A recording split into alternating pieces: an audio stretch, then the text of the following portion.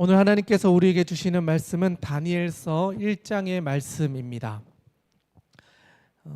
우리 천천히 읽어가면서 그 본문의 말씀을 읽고 또 같이 살펴보면서 함께 보도록 하겠습니다. 먼저 1절에서 7절까지의 말씀을 우리 같이 함께 합독하도록 하겠습니다. 1절에서 7절 말씀을 같이 한번 봉독하겠습니다. 시작. 유다왕 여호야김이 다스린 지 3년이 되는 해에 바벨론 왕 느부갓네살이 예루살렘에 이르러 성을 에워쌌더니 주께서 유다왕 여호야김과 하나님의 전 그릇 얼마를 그의 손에 넘기심에 그가 그것을 가지고 신할 땅 자기 신들의 신전에 가져다가 그 신들의 보물창고에 두었더라. 왕이 환관장 아스부나스에게 말하여 이스라엘 자손 중에서 왕족과 귀족 몇 사람 곧 흠이 없고 용모가 아름다우며 모든 지혜를 통찰하며 지혜에 통달하며 학문에 익숙하여 왕궁에 설 만한 소년을 데려오게 하였고 그들에게 갈대아 사람의 학문과 언어를 가르치게 하였고 또 왕이 지정하여 그들에게 왕의 음식과 그가 마시는 포도주에서 날마다 쓸 것을 주어 3년을 기르게 하였으니 그 후에 그들은 왕 앞에 서게 될 것이더라. 그들 가운데는 유다 자손 곧 다니엘과 하나냐와 미사엘과 아사랴가 있었더니 환관장이 그들의 이름을 고쳐 다니엘은 벨드사살이라 하고 하나냐는 사드락이라 하고 미사엘은 메삭이라 하고 아사랴는 아벳느고라 하였더라. 아멘. 할렐루야. 네, 이 귀한 자리에 나오신 모든 분들을 주님의 이름으로 환영하고 축복합니다. 아멘. 네, 작년에 우리가 함께 말씀을 살펴보고 벌써 1년이 지났습니다. 한여름 우물 기도회가요. 벌써 2년째 진행되고 있는데 이렇게 귀한 분들이 함께 해주시고 또 다니엘서의 말씀으로 함께 할 수 있어서 얼마나 감사한지 모릅니다. 이 자리에 오신 모든 분들에게 하나님 주신 은혜가 가득할 줄로 믿습니다. 네, 작년에는 테이블이 이렇게 앞에만 있었는데 이제 뒤에는 테이블이 없었잖아요. 그런데 오늘 보니까 1인 1테이블을 이제 다 하시면서 자기의 책상을 차지하고 있는 모습을 보니까 아, 참 귀하다, 감사하다 이런 생각이 듭니다.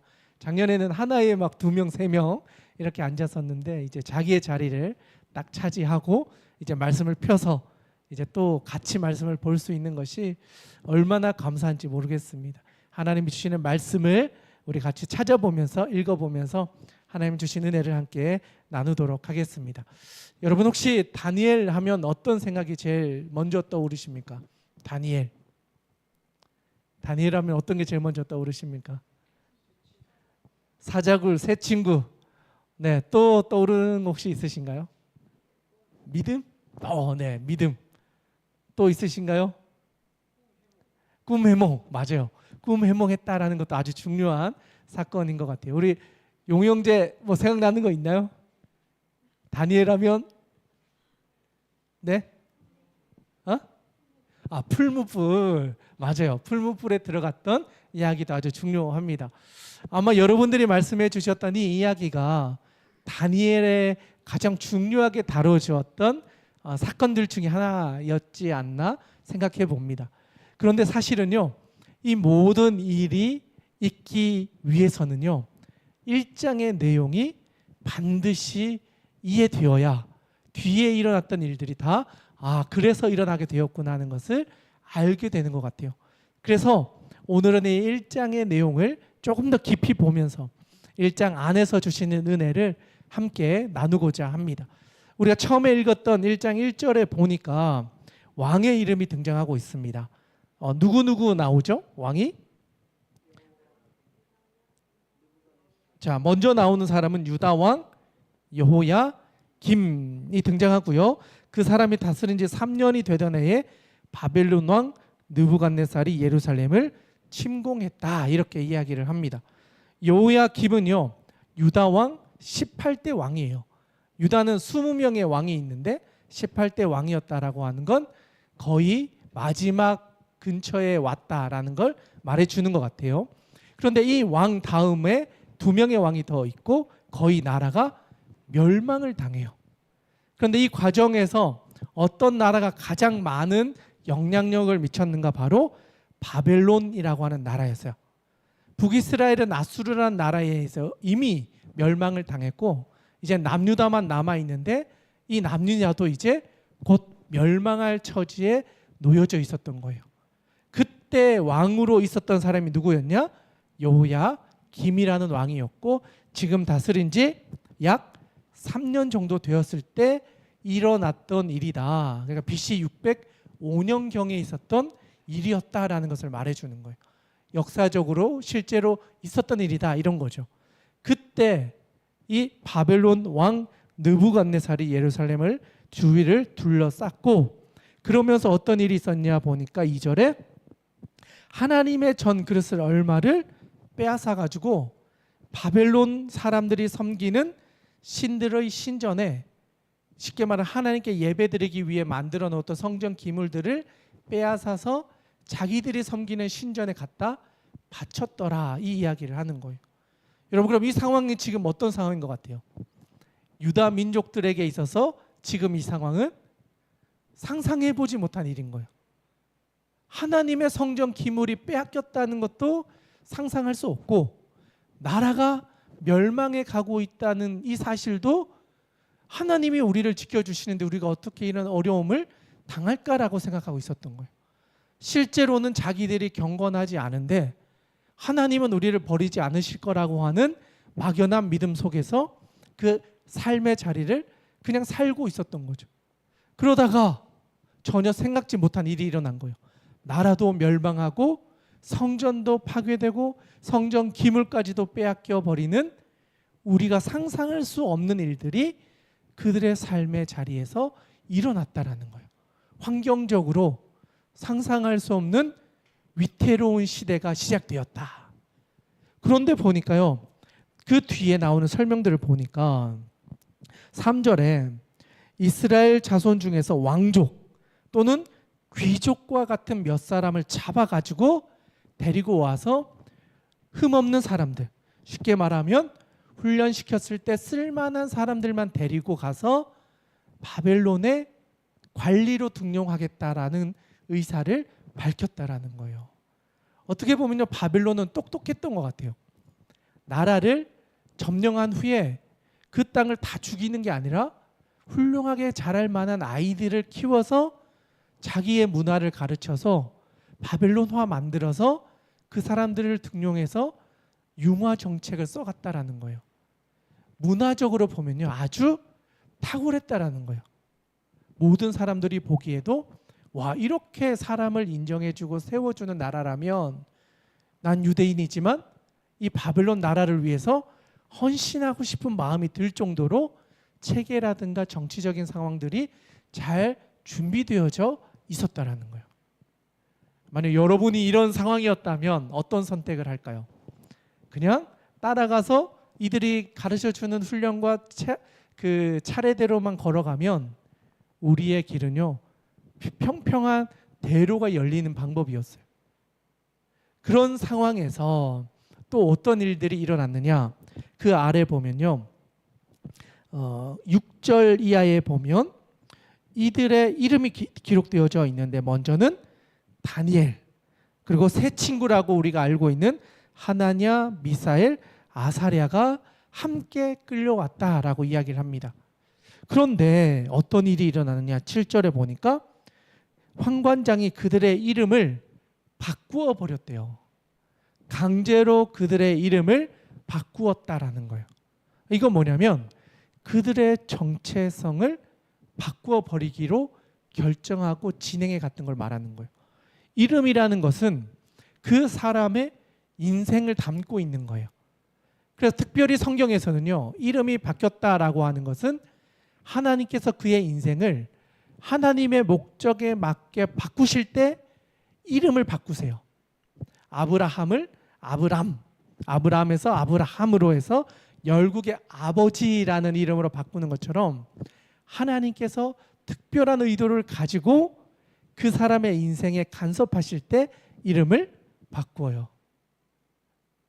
대우나 하나님께서 이름을 바꾸실 때는요, 특별한 목적이 있을 때 바꾸시는 거예요. 네, 그래서 이름은 우리의 인생과 나의 삶의 어떤 것들을 담고 있는 거죠. 그래서 오늘 이 시간에 나오는 이 본문의 말씀에 나오는 이 4명의 이름 역시도 유대 민족이었을 때는 다 하나님과의 관계 안에서 그 이름이 해석되어졌어요. 그런데 하나님이 다스리던 그 유대 민족들에게 가지고 있었던 정체성을 바꾸기 위해서 그들의 이름도 바꾸어 버리는 거예요. 근데 어떻게 바꿨느냐? 다니엘의 이름이 벨드사살로 바뀌어졌대요. 다니엘은 하나님은 나의 심판자이십니다, 이런 뜻인데, 벨드사살은요, 벨이여 그의 생명을 보호하소서, 이런 의미를 가지고 있어요. 하나님이 다른 신의 이름으로 바뀌어져서 그를 지켜주시는 것으로 이름을 바꿔버렸다는 거예요. 근데 세 친구도 보니까 동일한 거예요. 다 하나님과의 관계 안에서 해석되어졌던 이름을 그들이 섬기는 신의 이름으로 다 재해석하는 이름으로 바꾸어 버렸다는 거예요. 그래서 사드락, 메삭, 아벳느고라고 하는 것은 결국 달의 신, 아쿠, 느보라고 하는 바벨론 신의 이름에 의탁해서 이들을 지켜주시고 보호해주시고 이들의 생명이 되어 주십시오라는 이름으로 다 바꾸어 버렸다라는 거예요. 여러분, 이렇게 정체성을 바꾸어 버리는 일이 있을 때 이 정체성을 지킨다라는 거는요, 정말 어려운 일이에요. 우리나라도 일제 치하에 있을 때 우리의 이름을 강제로 일본 이름으로 바꾸었잖아요. 그때 끝까지 우리의 이름을 고수했던 사람들은 어떻게 됐어요? 어려움과 고초를 받았어요. 일본어를 써야 된다, 일본어로 이름을 바꿔야 된다, 그래야만 출세할 수 있고 공무원이 될 수 있고 우리의 삶의 자리가 안정될 수 있다라고 해서 강제적으로 이름을 일본식으로 바꾸어 갔었다는 거죠. 이들도 동일한 처지와 상황 가운데 놓여졌다는 것을 말해줍니다. 그때가 언제였느냐? 1절에서 나오고 있는 것처럼 여호야김이 다스린 지 3년, 바벨론 왕이 그 땅을 다 차지해서 그 가운데 있는 왕족과 귀족의 청년들을 잡아가서 이런 일들을 했었다라고 하는 시대적 정황을 먼저 설명해 주고 있다는 거예요. 그런데 여러분, 이때 다니엘과 세 친구의 나이가 어느 정도 됐을까요? 한번 추정을 해봅시다. 자, 13살, 14살, 15살, 16살 아니면 20살? 여러분이 보시기에 한 몇 살 정도 됐을까요? 15? 네, 감이 좋으신 것 같아요. 네, 그 시대에 고대 어떤 나라들의 어떤 전통을 따라 보면요, 14세에서 17세 정도 되는 아이들을 주로 데려가서 3년이나 4년 정도를 교육시켜서 인재로 등용시키는 게 일반적이었다라고 해요. 정확하지는 않지만 보편적으로. 그러니까 대략 다니엘도 14세에서 17세 정도면 한 중학교에서 뭐 고등학교 그 사이, 우리가 말하는 청소년 정도 시기에 이런 일들을 경험했다는 거예요. 여러분, 청소년 시기가 건강한 시기이기도 하지만 사실 가장 많은 고민을 하고 가장 무서운 나이잖아요. 아무리 말을 해도 쉽게 대화가 쉽지 않은 나이이기도 하고 가장 많은 변화를 겪는 시기이기도 하잖아요. 사춘기도 찾아오고 내가 생각지도 못한 변화들을 경험해야 되잖아요. 육체적으로나 또 정신적으로 변화를 경험하잖아요. 그 나이대에 끌려가서 유대식 교육을 받는 게 아니라 바벨론식의 교육을 받게 되었다라는 걸 이야기해 주는 거예요. 잠깐, 이 정도 상황이면요, 여러분들 어떻게 유대 정신을 지키면서 살아갈 수 있었을까요? 대훈아, 미안한데 대훈이가 만약에 지금 바벨론이란 나라가 우리나라를 점령하고 대훈이를 데려가서 그 나라의 언어와 이름으로 다 바꿔버렸어. 그러면 한국어와 한국 이름을 가지고 살아갈 수 있을까? 아니요. 네. 쉽지 않다라는 거예요. 우리 대훈이도 알고 있는 거죠. 이게 얼마나 어려운지를. 그만큼 쉽지 않았다는 것을 말해줘요. 그런데 다음 절에 보면요, 이 친구들이 얼마나 대단했는지를 우리에게 알려주고 있어요. 다음 절부터 우리 8절부터 16절까지인데요. 우리 같이 한번 읽어보도록 하겠습니다. 함께 읽겠습니다. 시작. 다니엘은 뜻을 정하여 왕의 음식과 그가 마시는 포도주로 자기를 더럽히지 아니하리라 하고 자기를 더럽히지 아니하도록 환관장에게 구하니 하나님이 다니엘로 하여금 환관장에게 은혜와 긍휼을 얻게 하신지라. 환관장이 다니엘에게 이르되 내가 내 주 왕을 두려워하노라. 그가 너희 먹을 것과 너희 마실 것을 지정하셨거늘 너희의 얼굴이 초췌하여 같은 또래의 소년들만 못한 것을 그가 보게 할 것이 무엇이냐. 그렇게 되면 너희 때문에 내 머리가 왕 앞에서 위태롭게 되리라 하니라. 환관장이 다니엘과 하나냐와 미사엘과 아사랴를 감독하게 한 자에게 다니엘이 말하되 청하오니 당신의 종들을 열흘 동안 시험하여 채식을 주어 먹게 하고 물을 주어 마시게 한 후에 당신 앞에서 우리의 얼굴과 왕의 음식을 먹는 소년들의 얼굴을 비교하여 보아서 당신이 보는 대로 종들에게 행하소서 하매 그가 그들의 말을 따라 열흘 동안 시험하더니 열흘 후에 그들의 얼굴이 더욱 아름답고 살이 더욱 윤택하여 왕의 음식을 먹는 다른 소년들보다 더 좋아 보인지라. 그리하여 감독하는 자가 그들에게 지정된 음식과 마실 포도주를 제하고 채식을 주니라. 아멘. 네, 8절에서 16절까지 말씀 잘 읽어주셨습니다. 8절의 말씀을 보니까요, 조금 전에 이야기했던 것처럼 다니엘, 하나냐, 미사엘, 아사랴가 끌려가서 그 이방 땅에서 살게 되었는데 8절에 보니까 다니엘은 뜻을 정하여 왕의 음식과 그가 마시는 포도주로 자기를 더럽히지 아니하리라 하고 자기를 더럽히지 아니하도록 환관장에게 구했다라고 이야기하고 있어요. 제일 먼저는 뜻을 정했다 이런 표현이 나와요. 근데 뜻이라고 하는 단어를 보니까 리뽀라는 단어를 쓰는데 마음이라는 뜻을 가지고 있어요. 그러니까 다니엘은요, 뜻을 정하였다, 마음을 정하였다라는 거예요. 근데 그 마음을 어떻게 정하였는가? 왕의 음식과 그가 마시는 포도주로 자기를 더럽히지 아니하리라 하는 것을 마음을 세웠다라는 거예요. 그러니까 이방 땅에 끌려와서 이름도 잃어버렸고 유대의 정신도 잊어버렸고 어쩌면 바벨론식의 이름과 바벨론의 문화와 종교를 따라만 가면 이 바벨론에서 좋은 인생을 살아갈 수 있는데 그것을 따라가는 것이 아니라 하나님이 지금까지 가르쳐 주셨던 것을 지키기 위해서 그들이 주었던 모든 것으로 나를 더럽히지 않겠다라고 하는 마음을 마음 가운데 세웠다라는 거예요. 마음을 세우는 것. 이게 다니엘이 다니엘 될 수 있었던 첫 번째 과정이었다는 거예요. 그의 마음을 하나님 앞에서 순전하게 지키기로 결정했다라는 거예요. 어쩌면요, 이게 오늘 이 시대에 살아가는 우리들에게도 아주 중요한 적용점이 되는 것 같아요.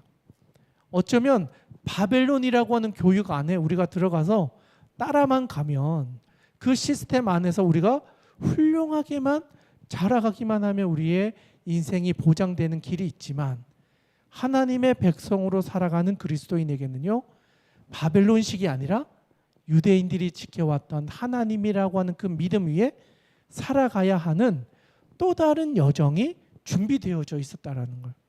그래서 이 두 가지 중에 하나를 선택하는 기로에 놓여졌을 때 결국 우리가 무엇을 선택하느냐에 따라 우리가 살아가야 하는 우리의 스텝들이 달라진다라는 거예요.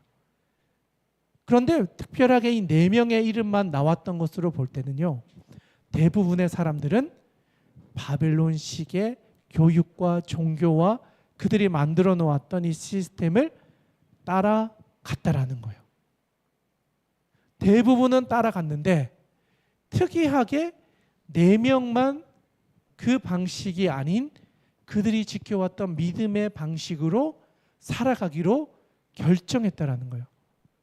넓은 문이 있는데 대로와 같은 길이 있는데 그 길로 가지 않기로 결정했다라는 거예요. 불편하지만 하나님이 말씀하셨던 레위기에서 가르쳐 주셨던 그것을 지키기 위해서 불편한 길을 가기로 뜻을 정했다는 거예요. 내 마음을 그렇게 살아가기로 결정했다라는 거예요. 저는 오늘 이 시대를 살아가는 우리들에게도요, 이런 마음의 결단과 불편하지만 하나님이 기뻐하시는 길을 가기 위한 우리의 마음의 준비는 반드시 필요하다라는 것을 우리에게 알려주는 것 같아요. 본문 말씀에 나오는 이 8절은요, 다니엘만 그랬던 게 아니었던 것 같아요.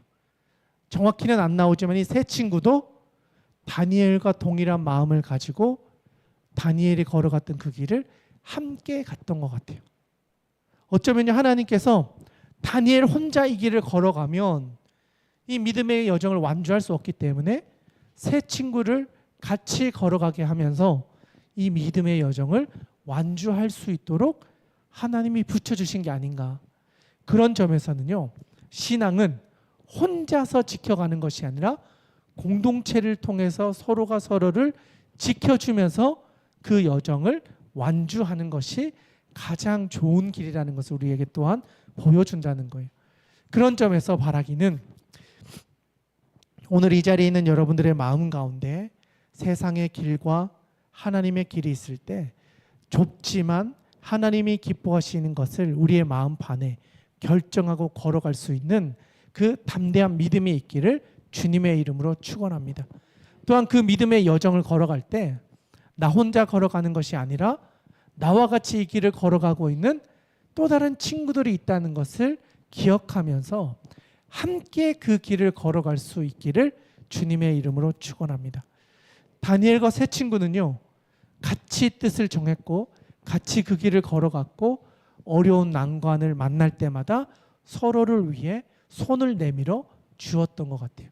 그래서 다니엘이 뜻을 정한 후에 어떤 일이 일어났는가? 9절 말씀인데요.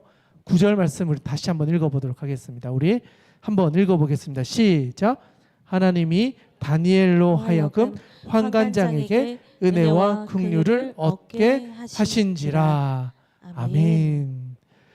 상황적으로 보면요, 다니엘이 뜻을 정했다, 다니엘이 마음을 결정했다라는 건데 그 뒤에 보니까요, 그렇게 결정한 다니엘을 위해서 하나님께서는요, 그를 도와줄 환관장을 준비해 놓으시고 그 사람을 통해 은혜를 입도록 하나님이 환경과 상황을 바꾸어 가고 계신다라는 것을 말씀해 주고 있어요. 우리가 열심히 살아가는 것 같지만 하나님이 우리를 위해 환경을 예비해 주시고 열어주시고 우리가 그 마음을 지켜갈 때 합력하여 선을 이루는 은혜를 우리의 삶 가운데 경험하게 해주신다는 거예요. 우리가 마음을 먹고 걸어갈 때 우리를 기쁘게 여기시고 우리에게 좋은 것을 주시는 그 하나님께서 홍해를 갈라지게 하시는 것처럼 우리의 삶 가운데도 그런 은혜를 베풀어 주신다는 거예요. 그래서 다니엘이 결정하자 하나님께서는 다니엘로 하여금 환관장에게 은혜와 긍휼을 입게 하셨다라는 거예요.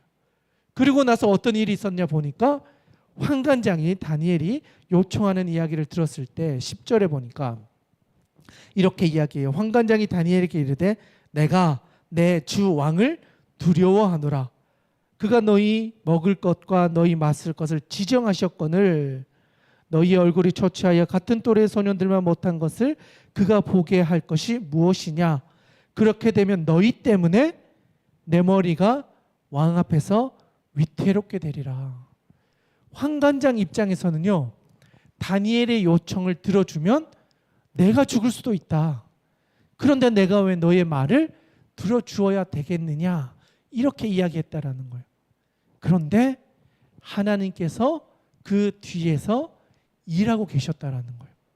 환관장 마음을 바꾸어 주시고 다니엘에게 지혜를 주셔서 이 난관을 이겨내게 도와주셨다라는 거예요. 그래서 그 아래 보니까 12절에 보니까 이렇게 요청을 합니다. 청하오니 당신의 종들을 열흘 동안 시험하여 채식을 주어 먹게 하고 물을 주어 마시게 한 후에 열흘 뒤에 다른 사람들과 비교해서 당신이 결정해 주십시오. 우리가 판단해서 우리가 결정하는 것이 아니라 당신 눈에도 이것이 좋아 보이거든 나의 요청을 들어주십시오라고 하면서 결정권까지도 내가 가지고 와서 이 상황을 내가 결정하고 진행하는 게 아니라 그 결정권을 환관장에게 넘기고 있다는 거예요. 결정권을요 환관장에게 넘겼다는 것은 이 상황을 내가 바꾸는 게 아니라 이제는 하나님 손에 맡깁니다 이런 뜻인 거예요. 하나님이 이 사람의 마음을 바꾸지 않으시면 저는 아무것도 할 수 없습니다. 이건 하나님의 영역입니다. 하나님이 환관장의 마음을 바꾸셔서 이 길을 열어주시면 제가 결정하고 내 마음 가운데 세웠던 뜻을 지킬 수 있게 되고, 하나님이 이걸 막으시면 하나님이 약속하셨던 이 거룩을 제가 지킬 수 없게 됩니다. 하나님 책임지십시오 이런 뜻인 거예요. 하나님 손에 달려 있습니다. 내가 마음은 먹었지만 내가 이 상황을 바꿀 수 없는 존재라는 사실을 인정합니다. 하나님이 바꾸시고 하나님이 길이 여셔야 제가 갈 수 있는 이 길이 열립니다. 이것은 하나님의 전적인 은혜이고 하나님의 간섭이 없으시고는 일어날 수 없는 일입니다. 이것을 고백하는 거예요. 그리고 나서 10일이 지났어요. 10일이 지나서 15절에 보니까 열흘 후에 그들의 얼굴이 더욱 아름답고 살이 더욱 윤택하여 왕의 음식을 먹는 다른 소년들보다 더 좋아 보였다. 환관장의 입장에서도요, 이 젊은 10대 4명의 청년들의 모습이 다른 친구들보다 더 훌륭하고 건강하고 뭔가 더 지혜로워 보여졌다라는 거예요. 결국 조금 전에 우리가 읽었던 9절처럼 하나님이 다니엘로 하여금 환관장에게 은혜와 긍휼을 얻게 하셨다라는 이 말씀이 이루어졌다라는 거예요. 환관장이 다니엘을 긍휼히 보게 되었고 하나님의 은혜로 그를 받아주게 되었다. 그래서 그들이 지키고자 했던 그 마음을, 그 믿음의 결단을 하나님이 지킬 수 있도록 그 환경과 상황을 열어주셨다라는 거예요. 내가 상황을 통제하려고 한 것이 아니라 그것까지도 하나님께 맡겼을 때 하나님이 그 상황을 바꾸셔서 그들을 하나님의 백성답게 걸어갈 수 있도록 인도해 주셨다라는 사실입니다. 그리고 나서 다음 절이 시작합니다. 17절부터 21절 마지막까지 우리 같이 한번 읽어보도록 하겠습니다. 시작. 하나님이 이 네 소년에게 학문을 주시고 모든 서적을 깨닫게 하시고 지혜를 주셨으니 다니엘은 또 모든 환상과 꿈을 깨달아 알더라. 왕이 말한 대로 그들을 불러들일 기한이 찼으므로 환관장이 그들을 느부갓네살 앞으로 데리고 가니 왕이 그들과 말하여 보매 무리 중에 다니엘과 하나냐와 미사엘과 아사랴와 같은 자가 없으므로 그들을 왕 앞에 서게 하고 왕이 그들에게 모든 일을 묻는 중에 그 지혜와 총명이 온 나라 박수와 술객보다 10배나 나은 줄을 아니라. 다니엘은 고레스 왕 원년까지 있으니라. 아멘. 아멘. 17절에 보니까요, 9절과 동일하게 주어가 하나님으로 등장하고 있습니다. 그러니까 다니엘이 뛰어났던 것이 아니었다라는 거예요. 하나님이 이 네 소년에게 학문을 주시고 모든 서적을 깨닫게 하시고 지혜를 주셨으니 다니엘은 또 모든 환상과 꿈을 깨달아 알았다. 그러니까 이 네 사람에게요, 하나님께서 학문도 주시고 지혜도 주시고 꿈과 환상을 해석할 수 있는 힘까지도 하나님께서 다니엘에게 주셨다라는 거예요. 그러니까 결국 이 네 친구가 하나님이 주시는 능력을 덧입어서 그 혼란한 시대를 살아가게 되었다라는 거예요. 이거는 그들이 처해져 있던 상황 때문에 낙심하고 낙담하고 그냥 바벨론식으로 인생을 살았더라가 아니라 그런 시대 속에서 남겨진 자와 같이 믿음으로 살려고 했던 사람들의 이야기가 이제 시작된다라는 거예요. 큰 대로와 같은 길이 열려져 있었음에도 그 길을 가지 않고 좁은 길을 선택해서 갔던 10대 4명의 이야기가 오늘 이제 시작되었다. 그런데 그들의 시작 가운데 그들이 뜻을 정하였을 때 하나님이 그들의 길을 열어주셨고 그들에게 지혜와 학문과 또 다니엘에게는 꿈을 해석할 수 있는 능력을 주셔서 이 혼란한 시대를 하나님의 방법으로 이겨내었던 이야기가 이제 시작될 것이다 라는 것을 우리에게 말해주고 있어요. 그래서 17절은 아주 중요한 구절이에요. 그래서 빨간색으로 딱 줄을 그어놓고 하나님이 어떤 분이신지를 우리가 기억하면 좋을 것 같습니다. 17절 말씀 다시 한번 읽어보도록 하겠습니다. 함께 읽겠습니다. 시작. 하나님이 이 네 소년에게 학문을 주시고 모든 서적을 깨닫게 하시고 지혜를 주셨으니 다니엘은 또 모든 환상과 꿈을 깨달아 알더라. 아멘. 이 네 소년에게 주셨던 이 하나님의 은혜가 오늘 이 자리에 있는 여러분들에게도 임할 수 있기를 주님의 이름으로 축원합니다. 특별히 우리 10대 우리 대운이 지금 10대는 혼자 왔잖아요. 하나님께서 다니엘과 같은 지혜와 능력과 꿈을 해석하는 힘을 주셔서 이 세상 가운데 다니엘이 걸어갔던 이 축복의 길을 걸어갈 수 있기를 주님의 이름으로 축복합니다. 아멘. 그리고 나서 20절에 보니까요, 왕이 이 4명을 다 만나봐요. 근데 4명만 만난 게 아니라 끌려왔던 대부분의 젊은 청년들을 다 만나봐요. 그런데 왕이 다 물어보고 이야기도 나눠봤는데 이 4명만한 친구들을 보지 못했다라는 거예요. 결국 지혜가 하나님으로부터 오는 것이기 때문에 하나님이 주신 지혜를 가진 사람들만 그들의 삶을 통하여 이 지혜가 드러났다. 심지어는 왕의 입장에서도 그것을 발견할 정도로 하나님의 지혜가 그들을 통해서 나타나게 되었음을 말해줍니다. 그런데 마지막 절 한번 볼까요? 이게 아주 의미심장한 말이거든요. 마지막 21절 우리 같이 한번 읽어보겠습니다. 시작. 다니엘은 고레스 왕 원년까지 있으니라. 아멘. 1절에 우리가 왕 이야기를 했잖아요. 1절에 나왔던 왕이 누구였죠? 여호야김은 유대 왕이었고 망한 나라라고 한다면 느부갓네살이 바벨론 왕이었잖아요. 그런데 우리가 방금 읽었던 고레스 왕 원년이라고 하는 거는요, 나라가 3번 바뀐 후의 왕이에요. 바벨론 왕 느부갓네살이 바벨론을 시작한 왕이에요. 그리고 이 느부갓네살의 뒤를 이어서 벨사살이라는 왕이 이 바벨론을 이어가요.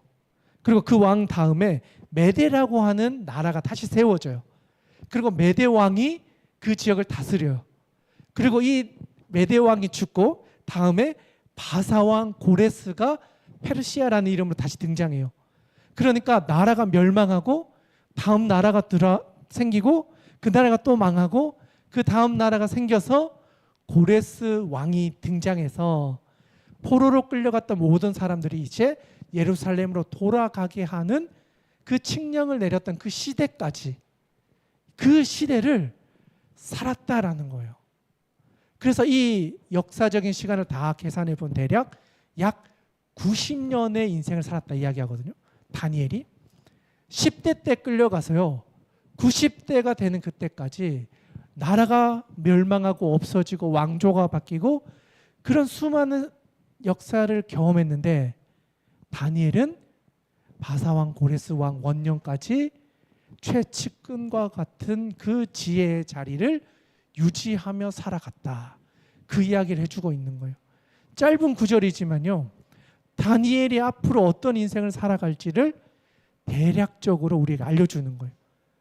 이렇게 살아갈 수 있었던 가장 중요한 것, 결국 하나님이 그의 인생을 지켜주셨다라는 거예요. 그의 마음을 하나님께 드렸더니 하나님이 그 마음을 보시고 그의 인생을 지켜주셨다는 거예요. 왕조가 바뀌고 왕이 바뀌고 나라가 망하고 수많은 세월이 지났음에도 하나님께서는 그 다니엘의 순전한 마음, 내 인생을 하나님께 드리겠습니다 결정했던 그 뜻을 정했던 그 약속과 결단을 하나님 보시고 그가 살아가는 90년의 인생을 책임져 주셨다는 거예요. 저는 이 하나님의 은혜가 오늘 이 자리에 있는 여러분들의 인생 가운데도 임하게 해 주실 줄로 믿습니다. 그렇게 살아갈 때 여러분의 인생 가운데 하나님이 주시는 지혜와 하나님 주신 학문과 하나님이 주시는 능력들이 여러분의 삶을 통하여 하나님께 영광 올려드리는 인생으로 변화될 줄로 믿습니다. 그렇게 살아가는 저와 여러분 될 수 있기를 주님의 이름으로 축원합니다. 함께 기도하고 또 같이 기도의 자리로 나아가도록 하겠는데요. 제가 한번 기도하겠습니다. 하나님 아버지, 오늘 우리가 나누었던 다니엘 1장의 말씀을 우리가 기억하게 하여 주시옵소서. 10대 어린 나이에 시대가 어렵고 상황이 어렵고 종으로 끌려가서 살아가야 하는 그런 상황이었지만 그럼에도 불구하고 뜻을 정하여 하나님께 내 삶을 드리기로 결정했을 때 하나님께서는 그들을 하나님께서 긍휼히 여겨주시고 사람들로부터 지켜주시고 또 믿음의 동력자를 붙여주셔서 나라가 망하고 새로운 왕조가 등장했음에도 불구하고 하나님의 지혜를 가지고 살아갈 수 있게 인도해 주셨던 것처럼 하나님, 우리의 삶의 자리가 포로와 같은 인생이 되었다 할지라도 눈앞에 보여지는 우리의 모든 삶의 문제들이 끊어졌다 할지라도 우리의 능력 되시며 우리의 소망 되시는 그 하나님께 우리의 마음을 드릴 때, 우리의 삶을 드릴 때 하나님께서 우리의 삶을 변화시켜 주시고 우리의 삶을 통하여 일하여 주실 줄 믿습니다. 하나님 아버지, 오늘 이 밤에 우리의 마음과 뜻을 정하고 하나님과 함께 인생을 살아가기로 결단하며 나아가오니 하나님, 우리의 삶을 변화시켜 주시고 우리 가운데 더 크신 은혜로 하나님께서 우리의 삶을 주도하여 주시옵소서. 하나님 아버지께서 그래서 그렇게 일해 주실 줄 믿사오며 살아계신 우리 구주 예수님의 이름으로 기도드리옵나이다. 아멘. 이 시간 같이 좀 기도하며 나아가기를 원합니다.